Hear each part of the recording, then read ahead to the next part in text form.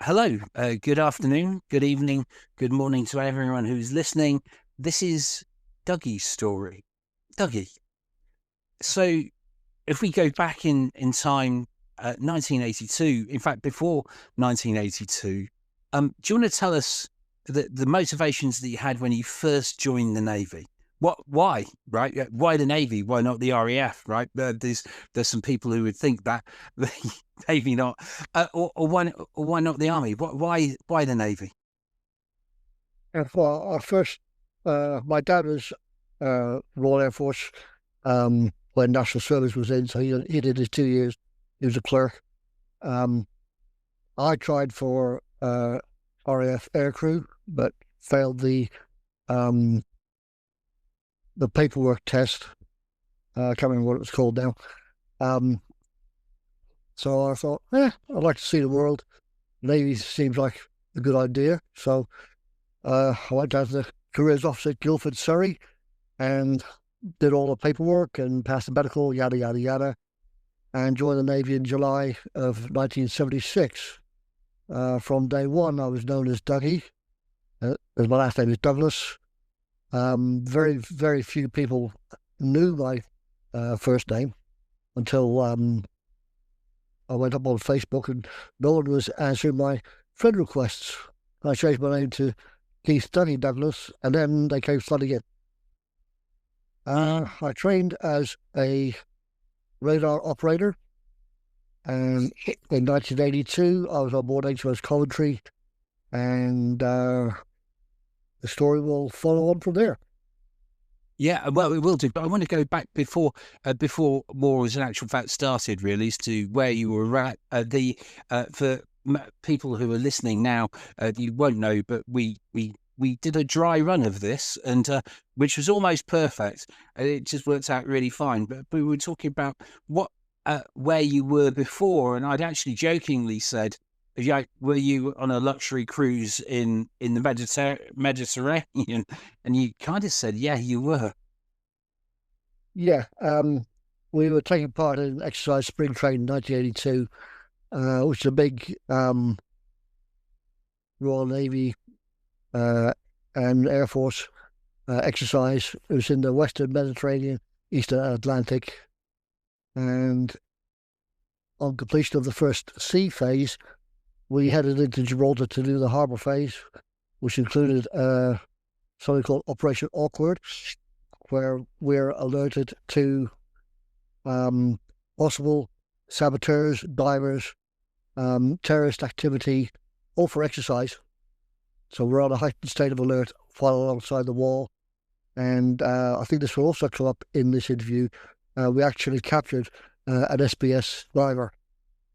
So that was quite entertaining, I've heard. I never met the guy. Then on completion of the harbour phase of the exercise, we were back to sea, do high seas firing of our surface to air missile system, but that was cancelled because the events of April 1st, April 2nd, 1982 overtook us, and we headed back into Gibraltar Harbour to de-store drill ammunition and take on all the war shots that we could. Also food and charts, because we had zero charts for that part of the world, and there weren't many in the chart depot in Gib at the time. And then we sailed out of Gib, heading west into the Atlantic, and we should have gone north back to Portsmouth to do a family's day at sea, and then Easter leave. But instead, we went south, and we never had either of those things. That's really interesting. I mean, it is really interesting when you look back at what's happening. I'm going to add a little bit of detail. Because when you first told me about Operation Awkward, I thought I had a little moment. I went, "Ooh!" And for everyone who's listening here, I'm a Royal Engineer, sapper, diver, and one of the things that we have on our training when you're on the diving course is an awkward, right, which is in actual fact a call out to anyone who is a diver to get dressed into their kit, right? So I thought it was really interesting that you've actually had something called awkward for an exercise to go and find said divers and other people. Yeah. I thought that was very interesting. I mean, I kind of, I joined in 78. I remember, the 1982 really well. I just come back the year before. I just come back from my tour of Northern Ireland, right? And I was looking around, and when it happened, I remember thinking, "Oh, am I going to go?" But I was in Germany at the time in what was 2-1 Engineer Regiment, but things were up in the air. One of the things I did that was really interesting to me is because at the time there was a real distinction between the services as to the ones that were going away to do things and others weren't. And I do remember at the time people in the Navy going, I never thought this would be happening, right? Because I thought it was just, mainly peacetime, not always. But yeah, was it a real surprise to you? Yes, it was. I was in the navigation department, and geography has always been a big part of my life. So I was aware of where the Falklands were.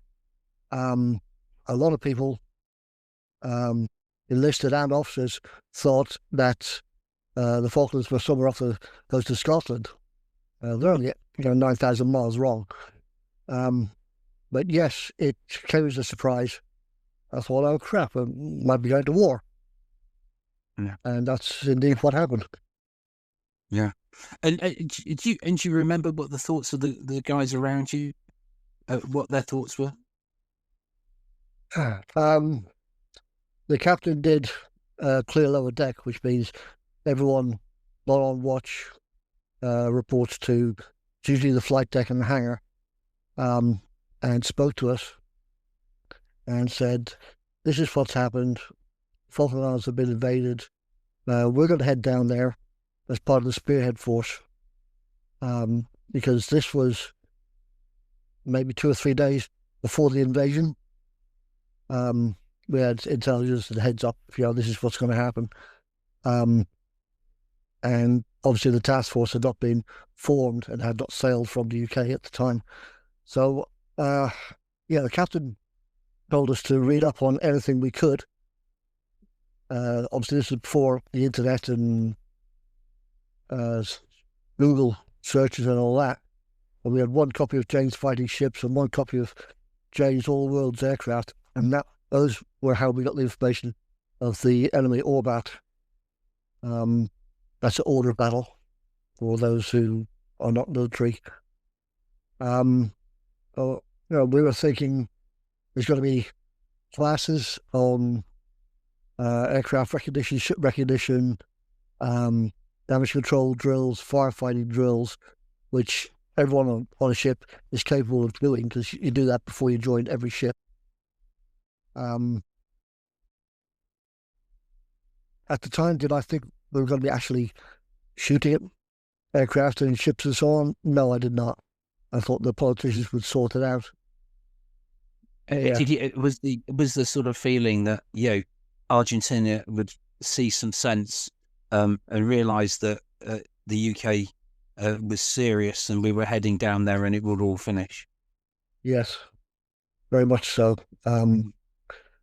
Being I wouldn't just call it a third world country, but certainly a second world country. They still had national service conscription for 2 years, or was it 1 year? I can't remember. So,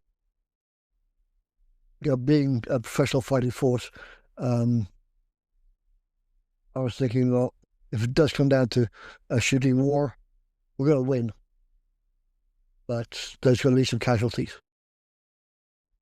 And obviously, at the time, I didn't know, well, no one knew what the casualties would be.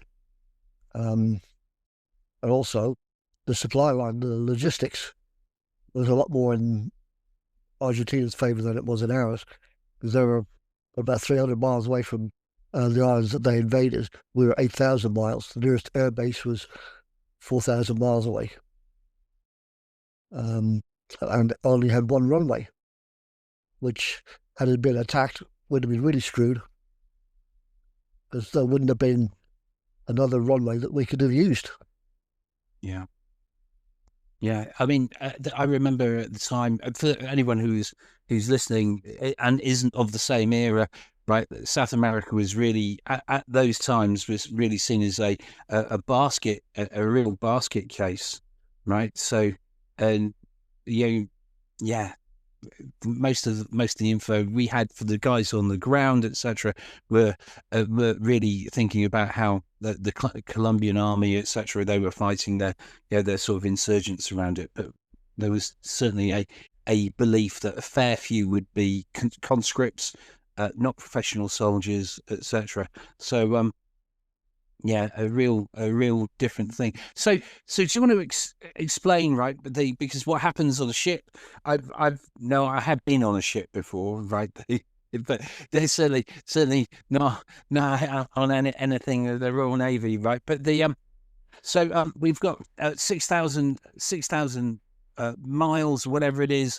It's a long way to go on a ship, right? Do you want to explain that process, right? So you'll have stores coming on, etc., etc. I'm, you know, Right.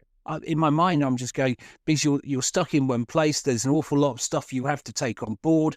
You've got to think about the number of missiles, or people will be thinking about missiles, right? How did that work? Right. Yeah. After we showed what we could from Gibraltar, it was a small Navy base, but also very useful. We took what we could from Gib. The ships that were heading south after the exercise was after spring trade was ended prematurely. We took on board supplies, food, spare parts, although not all ships are compatible. Spare parts, food, ammunition. We even swapped over a few people. Those that had, there were a couple of guys who were due to get married very soon after. There's at least one compassionate case. I think we exchanged maybe 6 people in all. I could be wrong about that. There were a few. And the replenishment and resupply took place at sea for, I think it was 2 days, because we did it in daytime. We have done nighttime replenishments in Seoul as possible, but daytime is obviously safer because you can see what you're doing. I mean, so ship to ship, right? And that's going to Yes. involve, right? Do you want to explain some of that process for people? Because I many years ago, before I joined the army, right? When I was at school, we had some people come from not the Royal Navy, the people who do the supply. Yeah, I've come. Yes, right. Who came along, and they had a cine of what happens, right? So there's a big rope goes between 2 ships, and you move stuff across. Yeah. The ships that are going to replenish from one another, the senior ship usually takes charge. They'll send a signal saying we'll be going on this course at this speed from this position. I'll be the guide. So the other ship has to come alongside at about 60 feet, 50, 60 feet, match our speed, and then just keep in that position. You can go a little bit further out, a little bit closer, a bit more forward or aft. It's a skillful maneuver, especially in rough weather. And something not without a lot of risk. And then one ship will supply the gun line, fire a lightweight line, like 3mm paracord, which will then attach to the messenger, which is about 1 inch thick, which then attaches to a wire rope, which connects the 2 ships. There's also a sound-powered telephone line and a distance line, which has coloured flags, and it's right up in the forepeak, the very front of the ship, so that the bridge crew, the captain, officer of the watch, knows how far away we are from the ship we're working with. You don't want to get too close because there's high pressure bow wave and stern, but in the middle, about the middle of the ships, there's a low pressure area of water, and if you get too close, that low pressure will just suck one ship into the other, and that's not good. Mm. And then once the test weight has been passed from one ship to another and back again, then the transfer of personnel, ammunition, whatever else can start. It takes maybe 30 minutes for it all to, from the supply ship to come alongside the receiving ship. It takes about 30 minutes from then to actually starting the transfer of people and goods. Yeah. Yeah, I was just thinking the complexities and the risks in it, right? And yeah, not an easy process.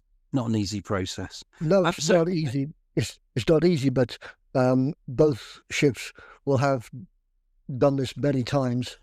So we're used to it. It's a lot easier having a ship of the same class because A, you know how they handle, and B, you know where the high pressure, low pressure water areas are. We were taking on stuff from a Leander class frigate, which is quite a bit shorter, quite a bit lighter than a Type 42 destroyer.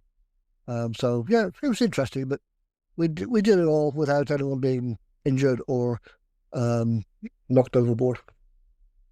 Yeah, yeah, yeah, yeah. We certainly don't want that, right? Man overboard in No. rough seas. No, that's not going to be a pleasant situation for whoever it's going to be, and we will kind of talk about that a little bit later. So on the way down, right? You went from straight to from where you were to Ascension. Yes. Well, we anchored for a few days, waited for the carrier group to catch up, and the ships that were loaded, the warships, and the ships taken off from trade, the commercial ships, even the RFA ships, they were all loaded in the UK. First ship comes alongside, okay, you're going to take this amount of gear. Second ship, you're going to take this amount of gear. It was a mess, from what I understand. And so for everyone reached Ascension Island, everyone anchored, and helicopters were working overtime, just transferring loads to the ships where they really needed to be. If it had been done properly in the UK, that would have saved a lot of airtime for the pilots and the aircraft. But such is life. You learn from things. Yeah, I mean, and it is what it is, right? When they call the balloon goes up or whatever, you've called out, you've got what you've got, right, and you make do. I mean, that's part of the services, isn't it? Right. Always making do is something that especially in the British military, that's something you've just got to get used to. Oh yeah, definitely. I mean, at the time, how much information was being relayed to you? Because it takes a fair while. So, remind me, how long did it take to actual fact get to Ascension from where you were? I think it was about 10 days. So that's a fair amount. I remember watching the news avidly at the time, what was happening on the ships going down there. And I always wonder how much information was being relayed to you guys. Well, obviously, we were getting signals from Mod UK, Sig Fleet, Commander-in-Chief Fleet at Northwood, Northwest London. But a lot of our information that we as a crew heard was from the BBC World Service, which was at the time a good thing, but they did during the fighting, the BBC did let go some strategic and tactical information, which was not a good idea because obviously Argentina was listening to the World Service as well. But the captain would come up on the main broadcast every day. I think it was like early evening, 5 o'clock, 6 o'clock in the evening, and give us all a brief on the latest information that he had. And bear in mind that we were still occasionally receiving transferring mail, the family and friends back in the UK. So he was very careful about what he said, and our off-going mail was not being censored. And I don't think anyone would have been stupid enough to tell Gladys back in Bristol what was actually happening. No strategic information, I don't think, would have been passed back to the UK by family letters. I think it took about 10 days to reach Ascension Island. We were there for 3, maybe 4 days. And then we left Ascension before the carrier group, before the amphibious force arrived, the LSLs and some other supply ships and tankers. We sailed south towards the total exclusion zone with various other ships, including Sheffield and Glasgow, and a few tankers and a few frigates. I think the Brilliant and Broadsword were in our group as well. Again, it's many, many years ago, and memory isn't quite what it was. So some of these details might be a bit off. So I apologise for that. Don't sue me. Well, our memory is what it is, isn't it? Right? We've got to a ripe old age, right? And sometimes there are key moments that we just we wipe from our minds. Sometimes that's a good thing. Sometimes it's not. But it is it is what it is when we're talking it through. So I mean, I kind of remember at the time, as I said, I was in Germany. There were people who went to the OC's office to say, look, will send me, and we were all very robustly told you're not going. And then, ironically, of all things, I ended up in very close to in Farnborough as part of the regimental swimming team, of all things, right? So they allowed me to go off to do to the regimental swimming to get ready for the army swimming competition, but they weren't going to send anyone off. It was strange times. And your point about mail, etc. I really remember an article that was written about the Second World War and how people got information back to their loved ones at the time as to where they may be, right? And because they were talking about people writing back and maybe giving information away, and how people would say, oh, they'd seen an oryx, for instance, as an example, so people would know that they were, their loved ones were in North Africa and not in Burma or something like that. There's always, Right. there's always someone who's going to try and get around it. But what intel if a letter like that goes around? Yeah, there's a lot of water around me. There's not really going to say much, is it? Not a lot. Oh shit, Sherlock, you're in the Navy, Yeah, no, exactly. So you're in Ascension. Then you sail off to the Falklands. I say I mean, because it wasn't just Coventry. There were a whole load of other boats as well. Did you all sail in a convoy? We sailed as a group, not close in together, because we knew the Argentina had at least 3 submarines. We didn't know the state of them. We didn't know where they were, obviously. The further south we went, there were some seeking dippers. They're the ones with the sonar. They would go out ahead of the group and drop the sonar into the water and just listen. I mean, that went on for probably 3/4 of the trip down south from Ascension. They didn't hear anything. That was definitely submarine. There were a few possibles. There were a few torpedoes fired at these contacts. I remember one time we were taking on supplies from the Fort Austin RFA ships, and it was on our starboard side. Then all of a sudden, we didn't hear anything, but we just saw a big streak of red appear on her port side. And my immediate thought was, oh, dead whale was dead now. That probably happened more than once. lived dead, big fish and mammals. Yeah. But no, we were not.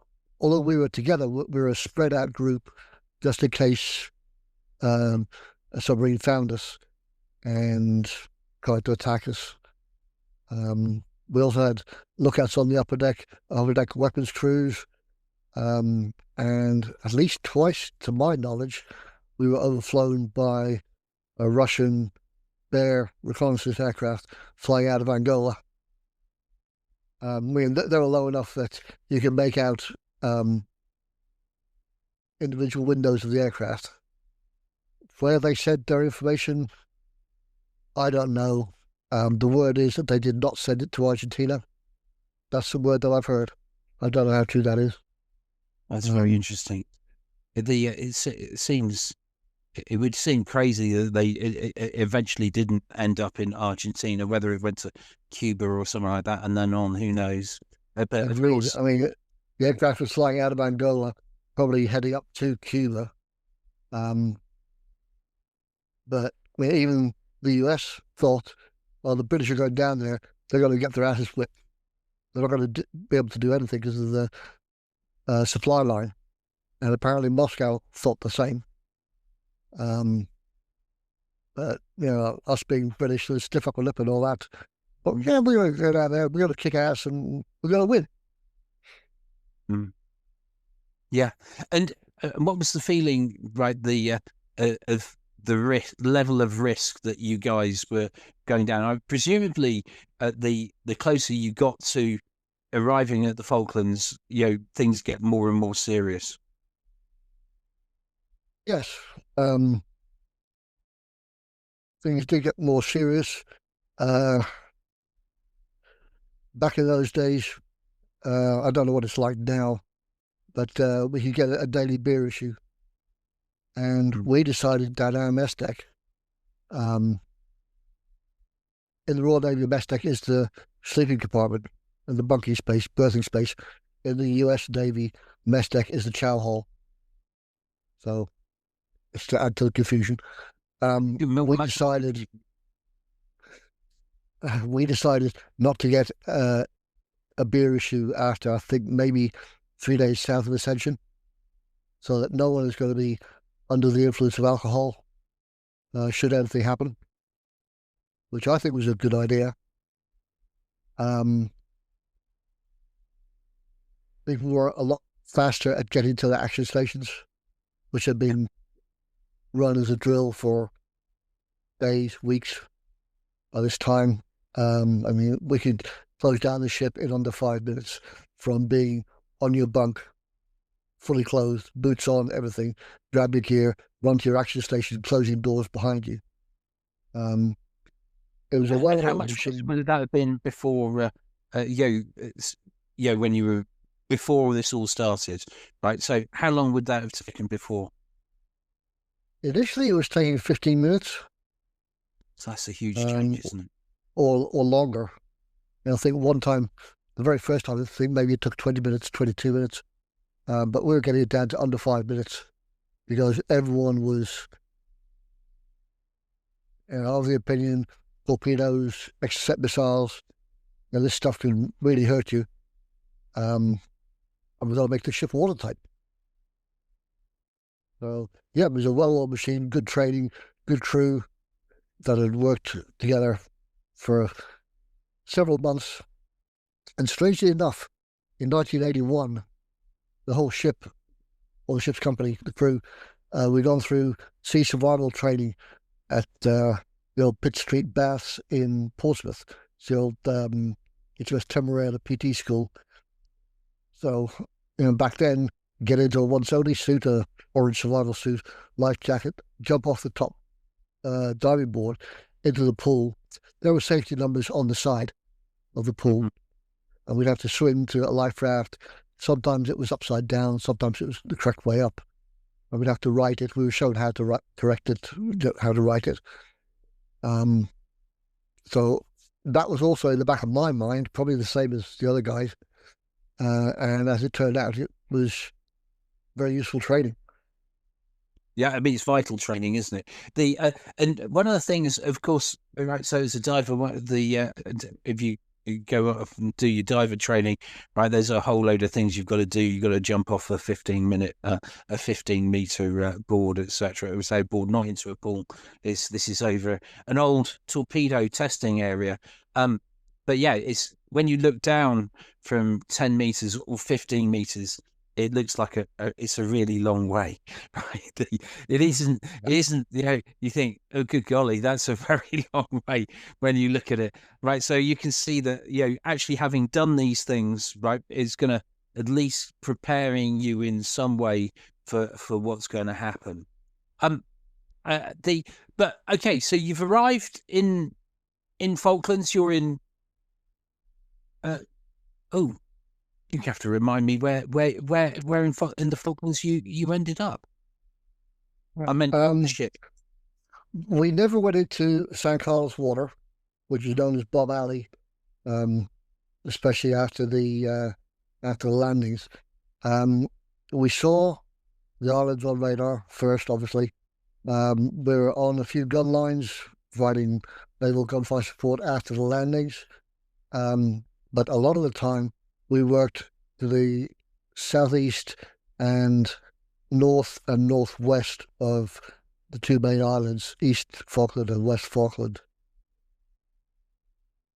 And we were working with HMS Broadsword, which had it was a 3D radar. It was Doppler radar, and that could pick up moving contacts over land, which our radars could not, which was very useful. And we worked several times together, and we worked very well as a team. Mm-hmm. Yeah.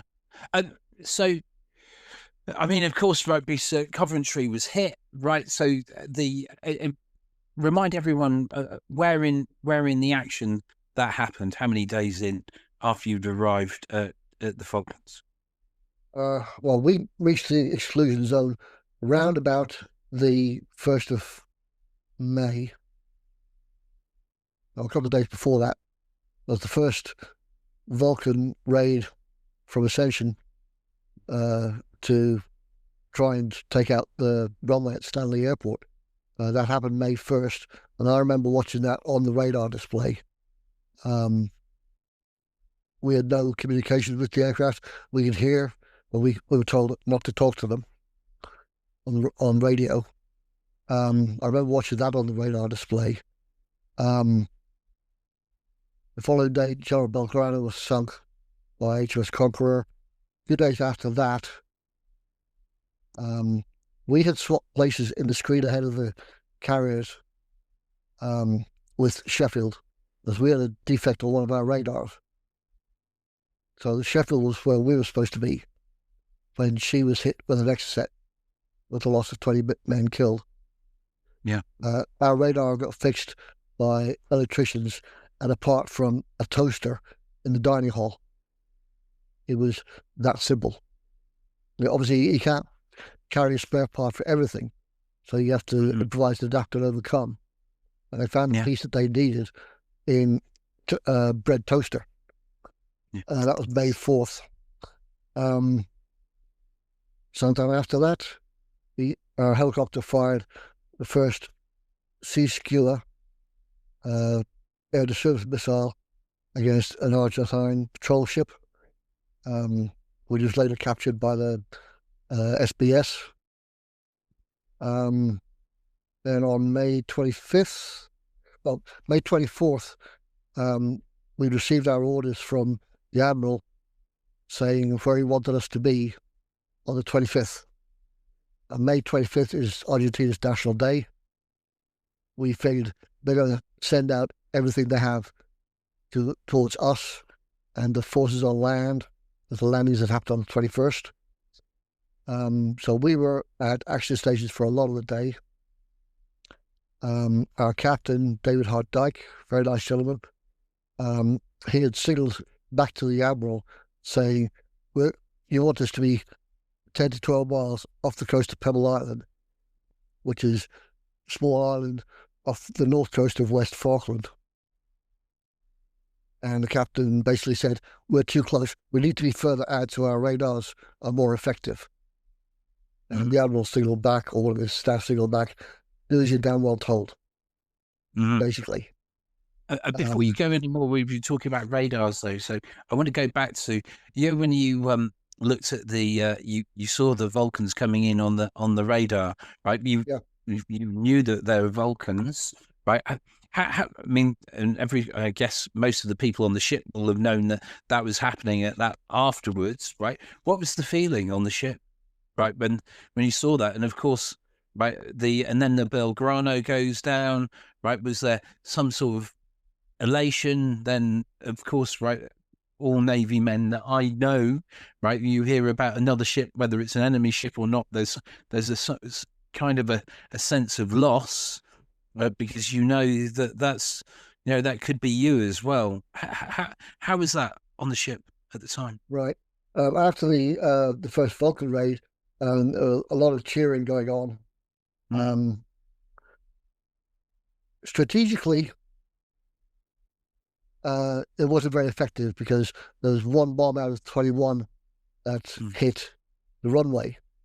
But tactically, actually getting one aircraft down there, 4,000 miles, and then 4,000 miles back to Ascension Island. And this happened 7 or 8 times. The tactics of the refueling and tankers fueling other tankers to get that one bomber down there, I mean, that was an amazing logistical achievement. But it also might have put some worry onto the Argentine higher command, thinking, well, if they can reach Ascension from Ascension down to the Falklands, they can reach Buenos Aires, which is closer. Although, I mean, that was never on the cards. This war was never declared. That's all the politics part of it. But you'd have thought that anyone listening, anyone in Argentina must have been thinking of that we see this with the messaging with Ukraine at the moment, right? There's the whole point about, if a missile can reach somewhere, right? And that seems that mean that missile could also reach Moscow, for instance. That's part of the messaging. So at the time, I remember thinking about this because it was all on the news, and it was going, surely they're going to be thinking that this is what might happen if things don't go well. But clearly the Hunter at the time, they weren't listening to any of those messages. Right. Yeah. I mean, there was no possibility of British forces attacking the Argentine mainland. We were sent down south as a liberation force, just to liberate the people on the Falkland Islands. If war had been declared, I mean, that would have opened a whole other can of worms, but it wasn't. And I think that the British government was desperately trying to avoid declaring war on there. It was just we're liberating the Falklands. The Falklands is the part of the United, part of the Commonwealth. And the British overseas territory, and as was proved by a referendum several years after 1982, 99.6% of the population decided they wanted to remain under British rule.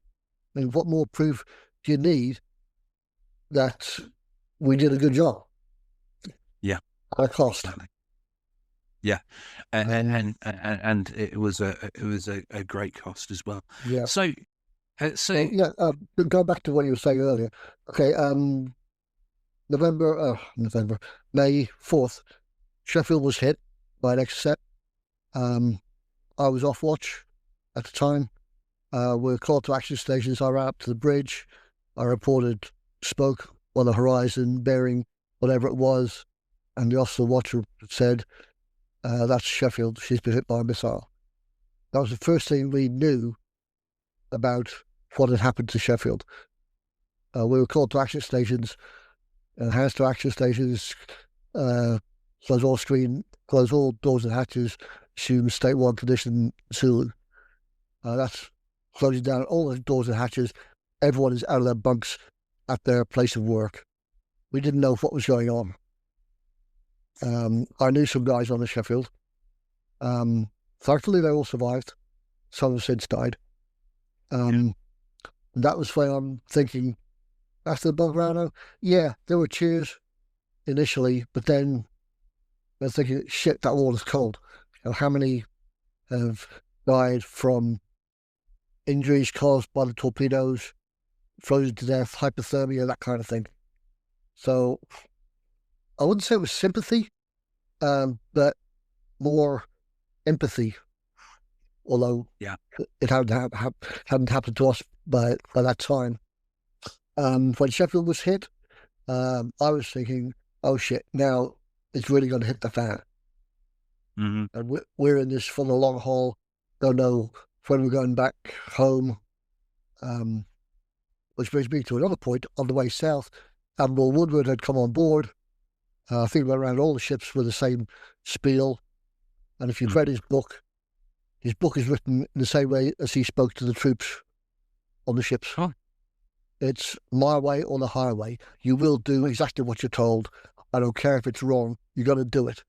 And some of you will not be going home.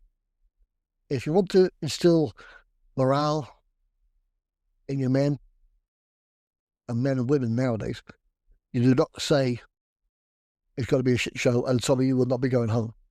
That did nothing for our morale. No, I could kind of see that they wouldn't. It certainly isn't and I can't remember his name. The colonel just before Iraq, his speech, to his troops, two different styles, right? And yeah. By the way, troops, some of you aren't coming back. Is not the way to instill confidence in people. No, it's not. But yeah, I mean, when the Sheffield was hit, I thought, oh yeah, we're in this for the long haul. And 3 weeks later, it was also Tuesday, it was our turn to go for a swim. Although I think everyone on the Sheffield, they just jumped from one ship, from their own ship, onto either the Yarmouth or the Arrow, because those ships came alongside. They were initially helping to fight the fires. And then Captain Salt said abandon ship. So the guys just jumped from one ship to another. They didn't get wet. I think I'm correct in saying that. So the day that Coventry's hit, right? How did your day start? It was just a normal day at war, if you like. There'd been a few air raids. We'd been to action stations 2 or 3 times, and then after the raid, we were stood down. Because as I said earlier, Argentina's National Day, we're going to be sending in lots of raids. But after the one raid has been, they go back to the mainland, debrief, then the next load of aircraft will take off. They might do some of that by the radio on the way back to their base. But you can't be alert for 24 hours of the day. It's impossible. You need some rest. So we were stood down as much as possible. They got to 17:45. It's 5:45 p.m. I was off watch. I was getting my shower gear out of my locker. I was going to take a shower, ready to go back on watch after evening meal. I was back on watch at 2000. And the captain came up with the main broadcast and said, we've been notified that another enemy air raid has left Argentina. It will be with us at around 1815. Therefore, we will go to action stations at 1800. At which point, I put all my washing gear back in my locker, grabbed my action man kit, and took a relatively slow walk up to the bridge so that the guy I was relieving could get to his action station. On the way, doors and hatches were all being closed down, as everyone has heard the same announcement, obviously.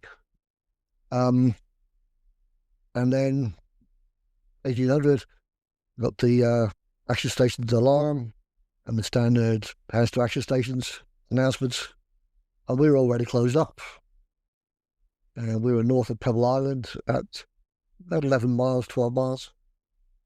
And all of a sudden, being so close to land, the Mark 1 eyeball definitely is a game changer. I reported aircraft at Red 20, that's very fine on the port bow. And then the officer of the watch said, he just shouted to everyone on the beach, take cover. So I hit the deck, stomach down, hands over the back of my head, clasped. And then a stand to, so I stood up. And at that point, I saw a very low-flying A4 Skyhawk. I was looking slightly down the pilot. The bridge wing of a Type 42 destroyer is about 40 feet above the water. So this aircraft was probably flying, the belly of the aircraft was probably at about 30 feet above the water. I mean, they were brave pilots, just doing their job, same as we were. Didn't realize at the time, but we had been bombed. We took 3 bombs inboard, 2 of which exploded. I remember seeing a lot of black smoke coming up from the deck below, which was the senior officers' cabins. Did you feel any sort of vibration? Do you feel it? Do you feel it through, when you're on the ground or on the deck? Right? Is that something you do feel, or is it because the ship's so big that you don't? I didn't feel anything. I did not hear anything. I heard no explosions, no nothing. It was just all of a sudden there's this black smoke and the ship takes on list to port. We've been hit 3 times. Once in the conversion machinery room, which is right next to the computer room, which is right underneath the operations room where all the radar and sonar is operated from. There's one in one of the machinery spaces on the engine rooms, and one was further aft. As far as I know, the one that went in towards the back of the ship, back aft, did not explode. The other 2 did. We had been turning, so when the ship stopped the turn and righted itself, the hole made by the bomb let in a lot of water. The one in the computer room and the CMR, that one definitely exploded. So I remember hearing stories afterwards about the damage that the explosion caused. The captain had been in the ops room in front of his radar display. He did not like wearing the anti-flash hood. No one liked wearing them. So it had been around his neck, apparently. He took sunburns to his face. And somehow, to this day, I don't know how, he managed to get up onto the upper deck, up onto the port bridge wing. And he could see that the ship was lost. And he said, abandon ship. So I went to the main broadcast on the bridge, and then I was told that we've lost all power, so it's not going to work. Whether that is true or not, I don't know. But I never made any announcement about abandoning ship. That's why no one heard it. And then to this day, I do not know why I didn't just step off from the bridge wing, the port bridge wing, into the water. There would have been maybe a 20-foot drop. Well, I walked or crawled over to the starboard side, to the starboard bridge wing, and then made my way along the deck, going aft a little bit, down to the next deck, the boat deck, and down again to the main deck, and looked through the guardrails, and there's a few guys there already putting on their once-only suits. I looked through the guardrails, and I saw a stabilizer right underneath me. the ship was that far over, probably about 15 degrees, 16 degrees by this time. So I shuffled forward a bit. There was a space between stabilizer and the bilge keel. I first put on my once only suit. Thought I had it tight around my neck like it's supposed to be. Turned out it wasn't. I slid down the side, went under, came back up, fully inflated my life jacket, and realised that the legs of my once only suit were full of water. Not easy to kick, trying to get away from the ship when you're weighed down by quite a few gallons of water. And for anyone who's listening, right, the water temperature around there in May is anything between 4 degrees and 5 degrees. That's really cold. Dougie, do you remember feeling the shock of hitting the water, or is it just because there got so much happening, right? It's not even something that you really retained any memory about. I don't remember the water being cold. I do remember it being, for that part of the world, it was very, very calm.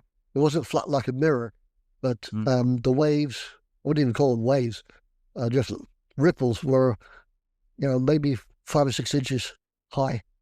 It was a very, very calm day, thankfully. The only good thing about working so close to land, the ship we were working with, the Broadsword, they'd put out a call.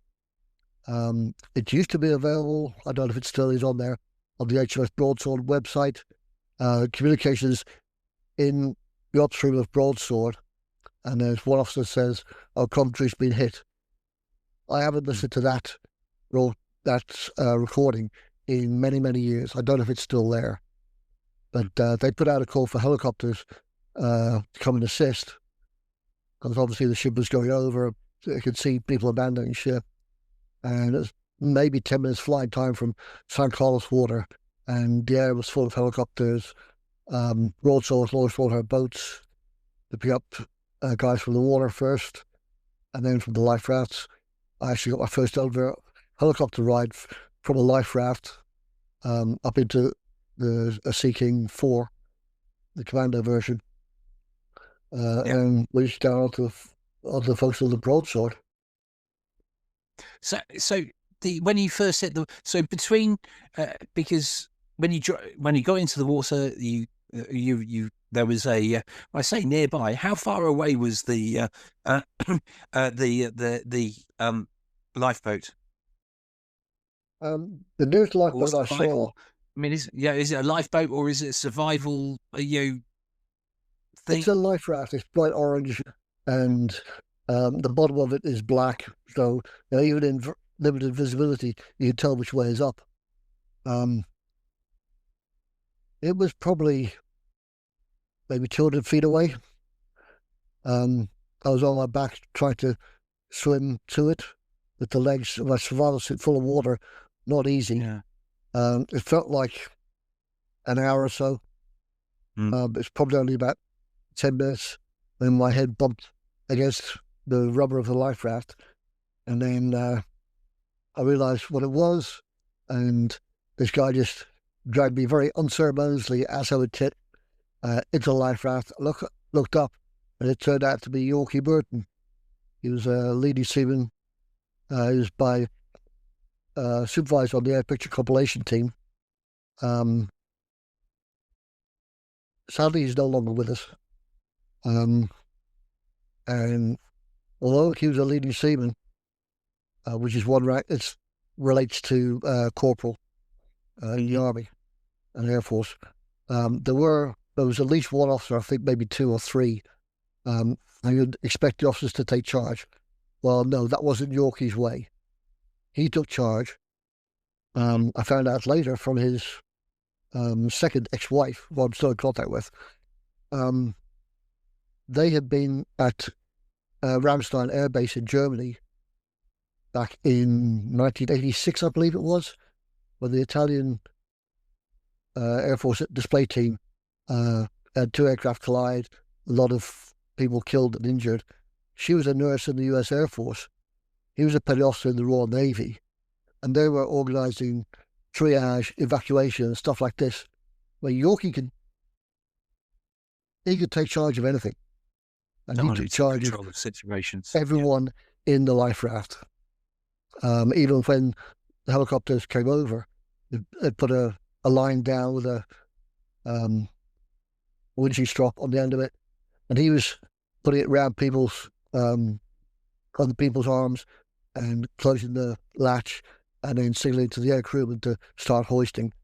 I don't know if he was the last off the life raft. It wouldn't surprise me if he was. I mean, for anyone who's served there are some people throughout your service you come across who are naturally just take control of situations, and it's not rank dependent. There'll be sometimes you go, who is this person? A friend of mine who was promoted in the field for exactly that. There were people coming over to me. They had no idea who he was. There was no rank signature on him because they were thinking it because there was concealing the rank, and it turns out no, he was in charge of the situation. And they had all sorts of officers coming up and people saying, "What's your orders now?" And there he was, just telling people what to do. You got to go do that. Got to do that. There's some people who do it really well, right? And it seems to be a little bit innate in them. Yes. Yeah. And so, because the thing is that there's something you mentioned in the last time we talked, is that when you got on that life raft, what did he say? Or maybe it wasn't. Maybe it wasn't Yorkie, but you did say that someone said to you something. I don't recall that. Well, I'm going to remind you, right? Because I said, do people recognise each other because you're all off the same ship, etc. What happened? And you said, yeah, someone said, "Hello, Dougie." Well, that was when we got on broadsword. See, there you are. This is what happens when you get old, right? So this is yeah, marbles. Yeah. Yes, you're right. We know that, right? We certainly know that. Okay. Right. Yeah. Okay. So then, how long were you in the life raft before? I mean, you said the Sea King turns up. How long after you arrived at about 10, 15 minutes later. By this time, Broadsword's boats had picked up a few guys. Personally, I would say maybe 30 to 45 minutes in the life raft. Winched up, taken over to the Broadsword, winched onto the forecastle, stripped off. Well, first thing that happened was in the helicopter, the air crewman saw that I was struggling with water in the legs of my survival suit. He got his safety knife, cut the feet, and the water just drained out. After that, I could move. Yeah. Got onto the Broadsword, showered, given dry clothing, straight out of stores, taken down to the dining hall, and someone on the way there, someone put a can of beer and a packet of cigarettes, and a box of matches in your hands, even if you didn't smoke. It was given to you, which I thought was great. And then I was in the dining hall as the cooks had got bangers and mash ready for us because it was fast and not hard to do, and you didn't need to have a deep fat fryer to do it. So they were feeding us this bangers and mash, and then this guy came over, Buster Brown, AB radar, same as me. He was on the bridge with me. We lost track of each other during the abandoned ship.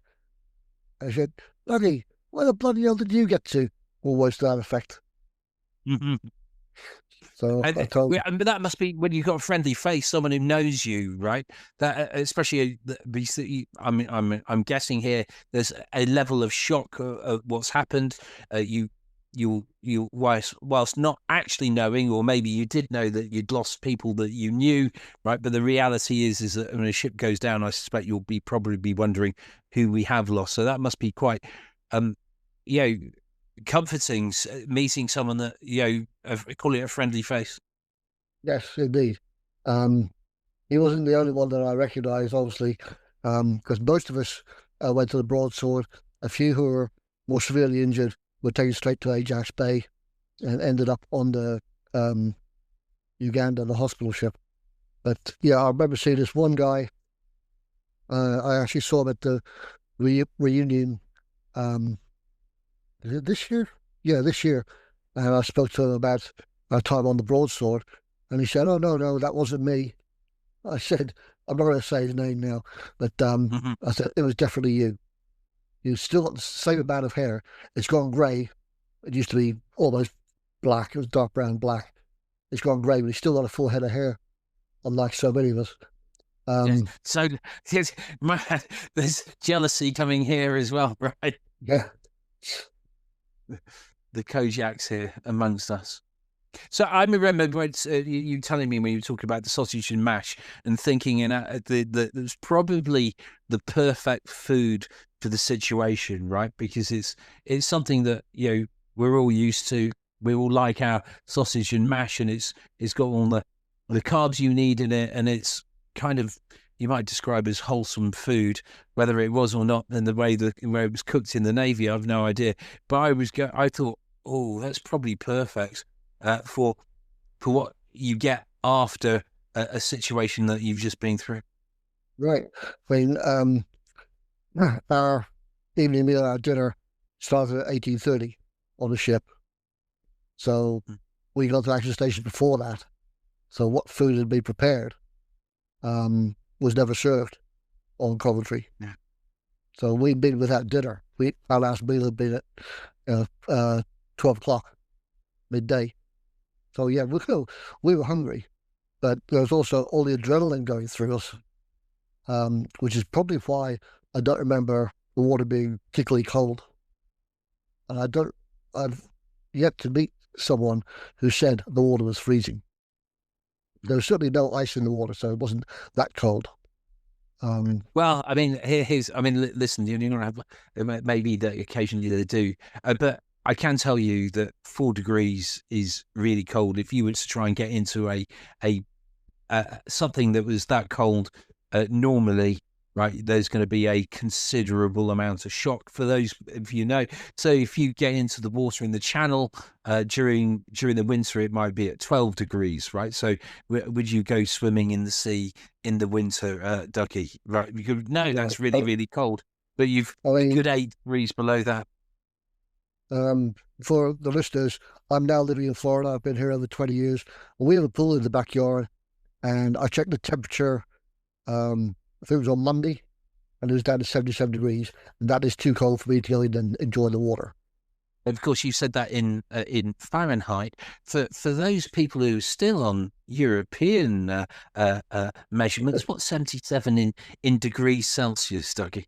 Uh, um, well, 21 centigrade is 70. There you are. It's really warm, right? It's almost like a bath, and you Yeah, don't want to get except into it's, that. So those except it's you, cold. Except it's cold. But in high summer, um, when there hasn't been any appreciable amount of rain, I mean, my pool gets up to the low 90s. It's beautiful, and it is like stepping into a bath. so yeah, so that we appreciate the difference. So I was always thinking, yeah, the adrenaline going. That you've got so many other things that are going on to you, right? I mean, the shock. You're looking at. You've got to survive this, right? There are many other things for you to start worrying about, and of course, that whilst the water came in, you will have had the initial whole body protection as well from your survival suit or whatever you call the one use suit. Yeah, They normally you'd have expected to have performed a bit better, but of course it's just leaked in, filled your boots up. So instead of the whole of your body being completely engulfed in water, right, immediately, it would have been a slow process, which certainly, when I think about it, would have certainly have helped. yeah, So yeah. so then, okay. So how long were you on? And what was the reaction of the other you're on a different ship. The other sailors there, are they coming over to talk to you, or are you all trying to be silent? You're shocked. You're still trying to stay amongst yourselves as opposed to talking to anyone else. I don't remember going to anyone about what had happened after getting fed in the dining hall. I seem to remember we were escorted down to the mess deck and given another can of beer and cigarettes. I think everyone was checked over medically. Are you injured? I mean, I inhaled a little bit of smoke, but it was maybe a teaspoon out of a swimming pool, that kind of amount of smoke. I wasn't coughing up anything. And then once everyone was out of the water of the life rafts, broadsword headed into Falkland Sound, San Carlos water, and we transferred down the scrambling net onto a landing craft and over to Fort Austin, where we spent one night, that night of the 25th, as she sailed out north and then east towards South Georgia. Then the next day, got my second ever helicopter ride, this time in the Wessex 5, and transferred to RFA Stromness, who took us out to South Georgia. And one of the cargo holds on Stromness had been converted to bunk space. Bunks were 4 high, and it could hold probably around 300 people. And that's where we were for, I think, 3 nights. We got out to South Georgia and then transferred by boat from Stromness to the QE2.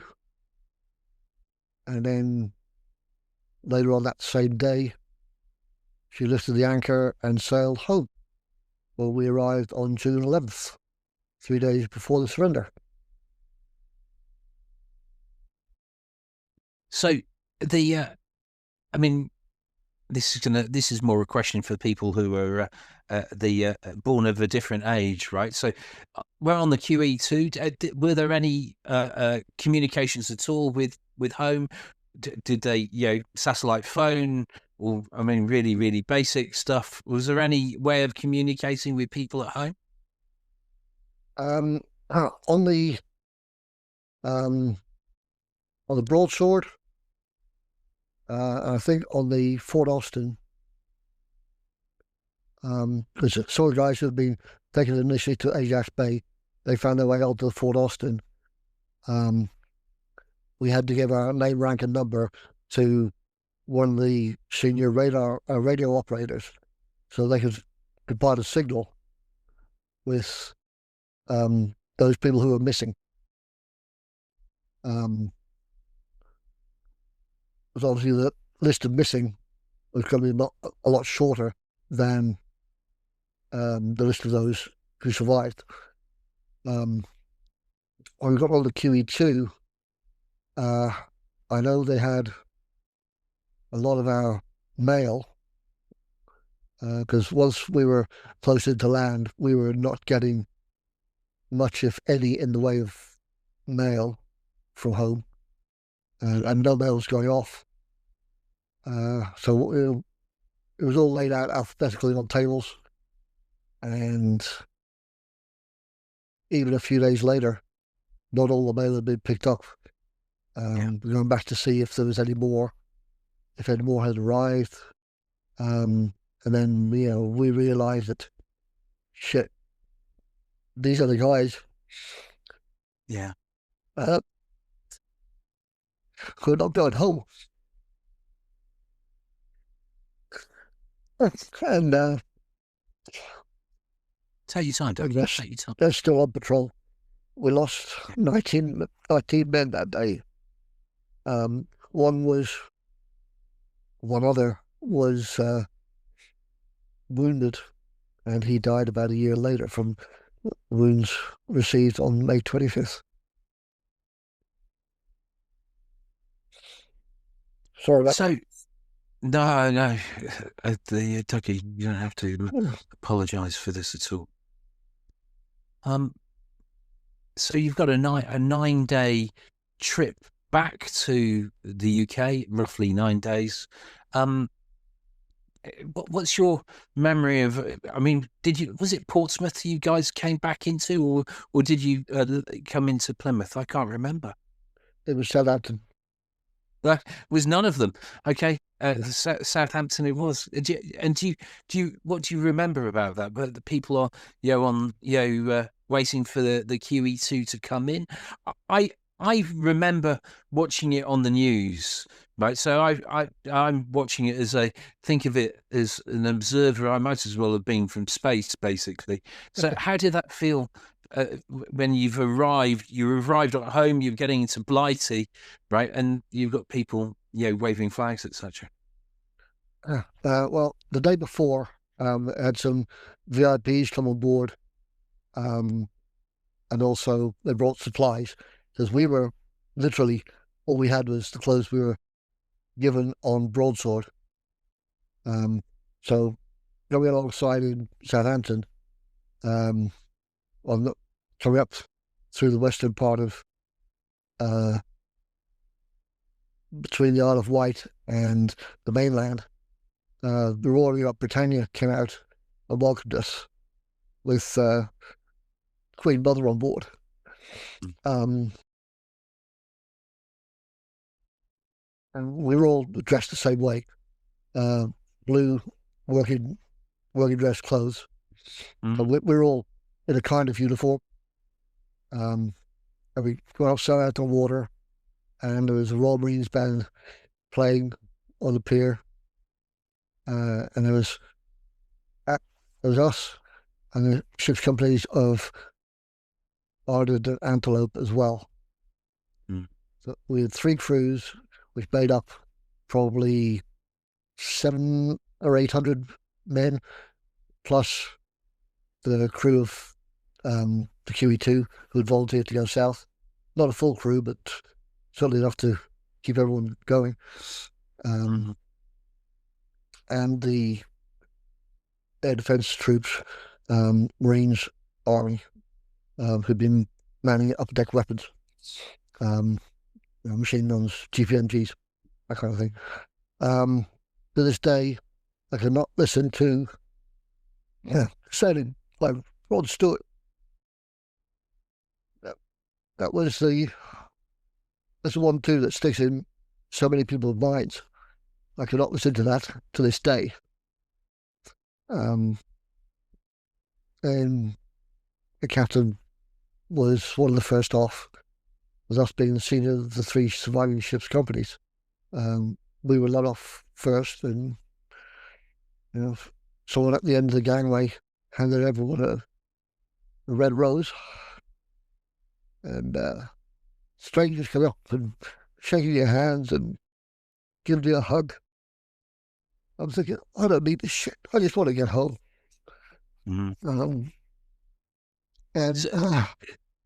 I eventually, my dad eventually saw me, and my mum was there as well. And first time I'd ever seen him in tears. And bear in mind that this is the year after the royal wedding of Prince Charles, as he was then, and Lady Diana. The neighbours had street parties to celebrate that, and they kept all the flags and the bunting on. And when we got home to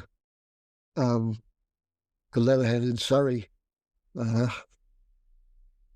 neighbours knew that what had happened, and they knew that Mum and Dad had come down to Southampton to meet me and pick me up and bring me home. Yeah. And they put all this stuff between the street lights, welcome home, yada, yada, yada. And again, the neighbours who I'd known for years, to come over and shake my hand and kiss on the cheek and a hug and so on. It was very emotional. And again, I just wanted this to end. I wanted to get inside and be alone. And then during my leave before I went back to the Navy, I was in a store in Leatherhead Town Centre, and this guy I've been at school with goes, well, Keith, how are you doing? I mean, I think I left school after my lower sixth year. I think he went to upper sixth year. He's now an attorney, quite a successful attorney, apparently. He just said, oh, hello, Keith, how are you doing? I can't remember his name for the life of me. And I'd lost most of my clothes down south. So I had been out and got some new stuff. Oh, yeah. Hey, how you doing? Yeah, long time no see. I don't think he had a clue about what had happened. Mm-hmm. But again, he didn't ask too many questions, thankfully. It was in the middle of a store in a small town. You don't want to be seen, be in tears streaming down your face. Although that kind of stuff happened many years later up in Philadelphia. There you go. I mean, yeah, 1980s, 1970s, 1980s, British forces, a different place. The PTSD wasn't even a thing. Maybe it was, but it was something that no one talked about. I was certainly not aware of people talking about it. And even for years afterwards. So friends of mine, or people people I joined on the same day, who were down there on the land forces, right? And yeah, no one really talked about things. And I guess it's part of you wanting to get home and sort of lock yourself in a room. Is that really because you didn't have any? It would be difficult, I'm assuming, when you were on board ship, to have alone time, as it were, to be alone with your thoughts and recollections of what happened, and to remember, right, how incredibly fortunate you are because you've survived this situation, right? Was that part of it? Yeah. That was part of it. Even when I went back to the Navy, I was posted to HMS Dryad, which is at the time it was the radar school. Going back to World War II, the officers' mess at HMS Dryad, Southwick House, was where the D-Day landings were planned and executed from, and the war map is still there in the wardrobe. But yeah, I mean, going back to Dryad, a lot of the guys from the Coventry were there. The radar operators, especially, because it was our base. Because there was us, Ireland, Antelope, and Sheffield. We did intermingle a little bit, but generally, Coventry guys stayed in one part, play in the bar of an evening, because there's only two pubs in the village, and Portsmouth is a long walk, a very long walk. So the ship's companies would tend to stay together. Us, Sheffield, then Antelope, and then the guys who did not go down south, they'd be wanting to come over and say, what was it like? Oh, I wish I'd been there. My first thought was, no, you don't want to be there. Don't want to be. No one wants to go to war. If you want to go to war, there's something in your mind that is messed up. Wars happen when politicians screw up. That's my philosophy. But yeah, once we were all together again at Dryad, there was a lot of emotion. We were living in 4-man cabins. You may or may not have a shipmate as a roommate, but you'd find out where everyone was sleeping and so on. I knock on the door. If I come in and have a chat with uh, Buster over there or Smokey over there or whatever. And getting back to the Navy was, I think, good. It was good for me. I hope it was good for everyone. Well, some Did guys, it give you a sense of meaning, sense of purpose? yes, yeah. Um, Mm. Obviously, we missed some people in the storm. They're on internal patrol. Um, but then when you get back into the classrooms and you see some of the NCOs and meet some of the officers again, their stories would be told, and you learn what they went through and what they're thinking nowadays and so on. Nowadays, as in July, August, September of 1982. Yeah. It was an emotional time for sure, but you also found out who your real friends are. Yeah. Yeah, the times of crisis. It's always when you find out who are your real friends, how people gel. Then it's part of the test, isn't it? Of Yeah. Yeah, stuff like this. Gosh. Well, I think we've kind of come to an end. So what I would like to do, Dougie, is to thank you very much for coming and telling your story. I have to say, I was quite emotional with you when you were telling that, and I actually feel quite emotional about it now. There's a very, very long time. What is it? 33 years. Since it's all gone by, but it's clearly something that's had an impact on all the other people we've talked to. Similar impacts, right? And the fact that you've took the time to tell your story, so people years from now will be able to hear it and recognize the impacts. I can't thank you enough, and from the bottom of my heart and from the shipwreck crew, I'd like to say thank you as well. You, of course, are part of the shipwreck crew as well, so thank you very much, Dougie. This is Oh, yeah, it's been a privilege and a pleasure listening to you. thank you. Yeah, it's been interesting, especially with the last online chat that everyone had went on for, what was it, 6, 7 hours? It was a lot longer than I was Yeah. expecting. No, of course. I think that was probably a shock for you. Yeah, What maybe people should have told you.